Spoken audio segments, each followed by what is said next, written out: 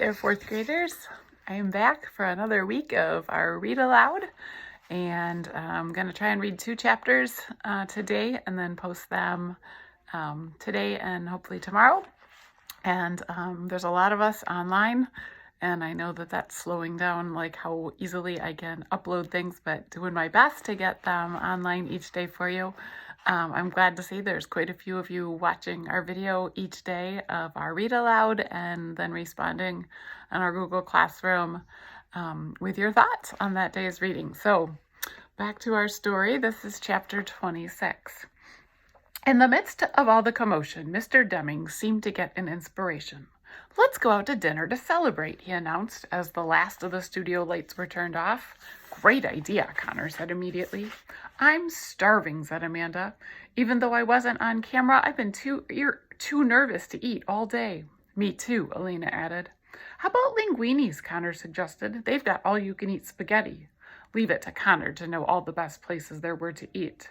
"They might go out of business after you eat there, Connor," Mr. Deming said with a laugh. "Don't go embarrassing us now." "Don't worry, Mr. D. Mine max is about 12 bowls of spaghetti." "Linguini's is perfect," Rose's dad said. "It's within walking distance, just around the corner from the TV studio. These kids deserve a special night out." I looked at my mom, not sure this was a good idea. Elena walked over to me and said, "You'll come too, right, Melody?"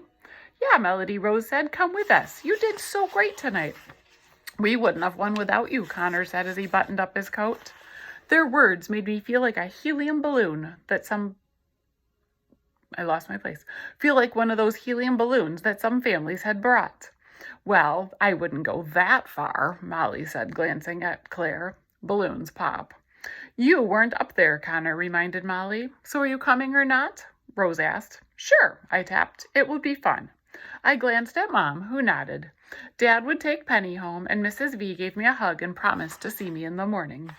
The air was cool, and the conversation was silly as we walked to the restaurant. "How many windows do you think are in the office building?" "Over there," Connor shouted, pointing to the tallest one we could see. 5,274, Rose answered. "Wow," Rodney said. "You're good. How did you know that?" "How do you think I got on the quiz team?" Rose said. "I am smart." "She's just guessing," Molly told Rodney. "You would believe anything." The restaurant had been in that location for years, and the outside was designed to look like it was from a small Italian village. Painted grape leaves and tiny white lights decorated the bricks around the door. Ooh, the door. When Connor's dad opened it for everyone to enter, Connor and Rodney went bounding up the stairs. Steps. 5 steps leading to the dining area. Everyone, including Mr. Deming, went rushing ahead of me and Mom. Finally, Connor's dad, the last to go up, looked at me and a light bulb finally came on. "Do you need some help?" he asked. He was large like his son. I bet he could swallow quite a few bowls of pasta too. Mom replied, "Would you be so kind as to ask the employee where the wheelchair ramp is located?" As if glad to be asked something to do, Mr. Bates dashed up the stairs, and Mom and I stood out in the cold, alone. A waiter dressed in black rushed downstairs moments later. "I'm so sorry, but we have an elevator in the back." "But it's out. It went out on the fritz this afternoon. The technician is coming to fix it in the morning." "Well, that's not going to help us tonight, is it?" Mom told him. Her voice was tight, but not angry. "I'd be glad to help you carry her up the stairs," he offered. "No," I tapped out, my eyes begging my mom. "We'll be fine. Just hold the door for us." He did just that. Mom turned her back to the stairs, got a good grip on my chair, tilted it back a tiny bit, and took a deep breath. I was so glad we had decided to go with my manual chair. Mom gently rolled the back wheel to the edge of the first step. Pull, roll, bump, first step. Pull, roll, bump, second step. Pull, roll, bump, third step. She paused and took a deep breath. We had done this many times before. Many times. Pull, roll, bump, fourth step. Pull, roll, bump, fifth step. Then we finally rolled into the dining room, which was crowded with laughing, noisy customers. "Over here, Melody," Mr. Deming called as he saw us. Mom led us over to a very large table, and I was relieved to see that the group had left a spot for me. With all the kids at the table, plus their parents, we were a big chunk of table space in the restaurant. In some restaurants, the tables are too low for my chair, but this time I was able to slide perfectly into place. Mom helped me take off my coat and sat in the seat next to me. She gulped down water from her glass and asked for a refill. The waitress began to take orders. Rodney and his parents ordered a large mushroom and onion pizza. We're vegetarians, Rodney explained. I had no idea. Can I get a steak, Dad? Connor asked. His dad hit him on the back. Sure, I think I'll have one myself. For this night, you can have anything you want. Connor's eyes got large. A whole chocolate cake, even? You'll barf, his dad replied. I want the pasta delight, Rose told the waitress, with extra cheese. Ooh, me too, said Amanda. Can I have spaghetti and meatballs, please? Elena asked. Claire and Molly both ordered lasagna. When the waitress got to me and Mom, I was ready. I'll have mac and cheese, please, I had Elvira say. The waitress looked a little surprised since the machine was tucked under the table, but she was cool and acted as if she got orders from meta-talkers all the time. Sure, coming right up. You want salad with that? No, thank you. She gave me a big smile and then took my mom's order. Only my mom would order baked fish at an Italian restaurant. As we waited for our food, the cheerful mood continued. Our tables were covered with white paper instead of tablecloths, so everyone, including the adults, had been given crayons and markers. Look at this. I drew a giant monster rabbit, Connor said. He glanced at Rose's drawing and then added large green teeth to his drawing. It's going to eat your wimpy bug you just drew, he told her.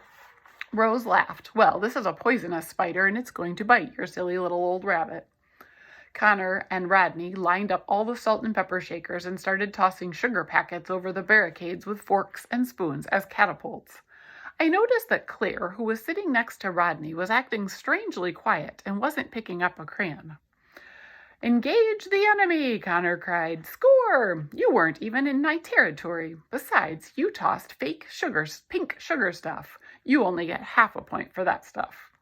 I sat and watched as my teammates did ordinary things like drawing, laughing, teasing, and joking. I tried to look like I was having fun, but really I just wanted to go home. When the waitress finally brought the food, forks became important for eating and the war ended suddenly. Conversation slowed down as everyone dug into their meals. Connor took a huge bite of his steak. Oh, this is the bomb, he said with his mouth full. Mom's fish looked a little fishy as she picked at it with her fork. Sheila and I were thinking the same thing. I knew. My food was sitting untouched in front of me. Our family only goes out to restaurants every once in a while. Actually, Penny's the bigger problem in the restaurant because she's wiggly and excitable and usually likely to throw her peas onto the floor. Usually eating out doesn't bother me. Mom and Dad just take turns spooning food into my mouth and I ignore anyone rude enough to stare. But this was different. At school, I eat in a special area of the cafeteria with the other disabled kids. The aides put bibs on us, feed us, and wipe our mouths when we're done. With the exception of a sip of Coke at the competition, no one on the team had ever seen me eat, or rather be fed. I didn't know what to do. My food was sitting there getting cold. I looked at my mom. She looked at me. She picked up the spoon and looked at me with a question on her face. I nodded. Very slowly, she placed a spoonful of pasta in my mouth. I swallowed and did not spill. I saw Molly poke Claire and they exchanged looks. Mom spooned one more portion into my mouth and swallowed. I did not spill, and we continued one spoonful at a time. I was so hungry. No one said anything, but I saw them looking down at their plates with way too much attention. It was quiet. Even Connor stopped talking. Finally, even though my plate was still full, I pushed it away. Would you like to take this home, Melody? Mom whispered. I nodded, hugely relieved, and she signaled for the waitress, who also brought us dessert menus. Being reminded of cake and ice cream cheered up everyone. Even Connor, who did not order a whole chocolate cake, but did order 2 whole slices. Connor ordered apple pie while Rose asked for pudding. Claire ended up taking her food home in a box as well. She had eaten almost nothing and had barely said 2 words all evening. So what did you think about that final question? That was hard, Rodney said. Piece of cake, Connor said, laughing at his own joke. He smeared whipped cream all over his second piece of cake. Did you see the hair on that announcer? Amanda teased. It never even moved, like it was made of plastic, Rose said, laughing. So what are you wearing to the DC competition? Rose asked Claire. Claire quietly shrugged. I wonder if we'll get to visit the White House while we're there, Amanda mused. That would be awesome. I believe it is on our agenda for Saturday, Mr. Deming said.